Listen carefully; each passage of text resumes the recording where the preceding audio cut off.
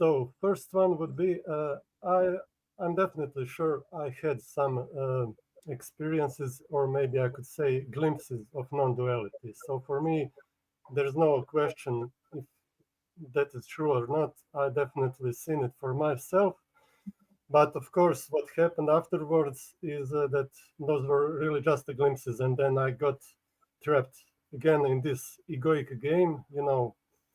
And the thing is, you know, after those experiences, I became quite frustrated because I achieved them, and how can I get trapped again in these stupid arguings with others, and I feel sometimes even worse, after that, because after I had experience of that of something so profound, how can I be trapped again in those superficial things?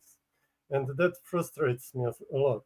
So I heard Eckhart Tolle, I think, if I'm correct, that he once said that once your, let's say, journey of this awakening has started, that it's in fact irreversible. So that's my question. Is it really irreversible? Because sometimes I feel as if I've made one step forward and two steps back.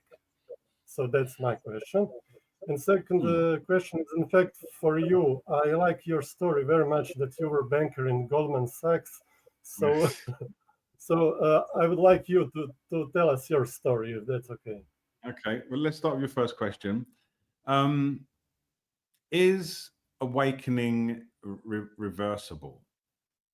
Irreversible. Well, irreversible.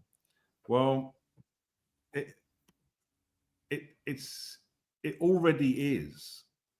There's no other way for it to be. It's always awake. So what is reversible is what happens. Let's keep it simple. What happens is your thoughts become dominant and believed. So one of the ways I like to describe this is if you imagine a grain of sand on a beach with a camera overlooking the grain of sand, and the grain of sand is saying, I'm not a beach. I'm absolutely not a beach. I'm not a beach. And the camera's just rising up as this sand is protesting that it's not a beach. And it's absolutely obvious to everybody else that it is a beach. And this is the same with when I come across people who say, I was awake, then I wasn't awake, and I'm not awake, and now I'm frustrated. I asked them to imagine like a really big room, and you've got a puppy in the room, and the puppy is like playing with some things, and 1 minute it's trapped, and 1 minute it's not, 1 minute it's stuck, and it's just playing around, and you're just like, you're in the whole room. Like there's nowhere to be trapped. It's like a game we play with ourselves, and where this comes from is our idea, and what we do is we attach awakening to a certain set of circumstances. It might be how we feel, it might be the mood we're in, it might be how we conduct ourselves, whether many years ago, like I my first awakening was like 2004, and I was in a binge eating story. And I was absolutely convinced for about 5 years that if I ate McDonald's, I wasn't awake. If I didn't, then I was. And what it did, it just made eating, like McDonald's is horrible anyway, but it just made eating it, which I was a compulsion, I couldn't stop it. It made it so much worse because now all of my awakening is going with the burger. so so it's like this, after a while you just literally, you start to be like that grain of sand. You start to realize that the nature of reality doesn't care about your thoughts, And it's the ego asserting itself so vividly that it believes that if it says something is a thing, that then the whole of the universe has to not be like that. So the grain of sand, to take it a step further, will say, not only am I not a beach, there isn't a beach. And because I've said that, I change reality. And I can assure you, you can say all day long, I'm not awake, I'm not awake, I'm not awake. And the very act of saying that is proof of your awakefulness, because you're demonstrating that you have the capacity to know. So rather than asking, and I don't know if this is the question that you ask yourself, but rather than asking, am I awake?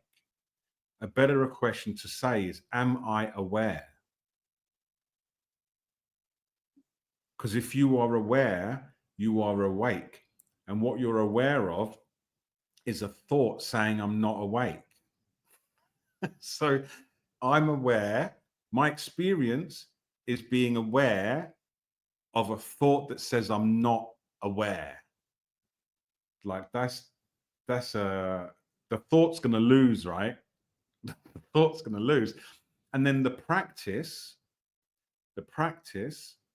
is when that thought arises, you leave it as it is. You don't try to quash it, because you want to see its insubstantial nature within the scope of your own awareness.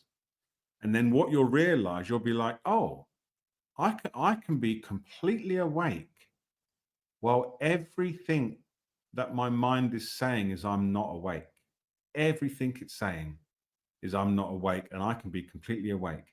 So I used to sit in the McDonald's, and the practice I gave myself was, I can't stop myself eating the food, but I completely allow all the thoughts to be there. And I'd be eating a McDonald's, it'd be like, now you're not awake, now you're weak, now you're falling into a pit of hell, now you're never going to think, non-duality doesn't work, you're useless. And I'd just be sitting there with that going on, and just being, there's nothing it can say that can change my experience of wakefulness. Nothing. It's literally, when it begins, it's like, this is your wakefulness, and there's this monster going, you're not awake. And it's so believable. And as you relax and you see it go like this, you see it arise, abide, subside, your sense of consciousness, you align more with the absolute, and you become this infinite space. And then there's this little peanut voice going, you're not awake. And it's like, it becomes laughable. And one of the things, I think, I can't remember where I read this, but it's when it comes to timeless awareness, a supernova, which is 100 million light years wide, 100 million, can explode, right? And awareness is unchanged, doesn't even notice it. So we, in alignment with the absolute, we can allow our thoughts to be as they are. And I'll end it here. The real question to ask yourself is your capacity to know, like the sky, affected by this mind storm, the storm, before, during, and after? And you'll probably notice that nothing changed, because that suddenly everything cools down, and you go to yourself, oh, I'm awake again, because it never changed. I hope that answers your question to some degree.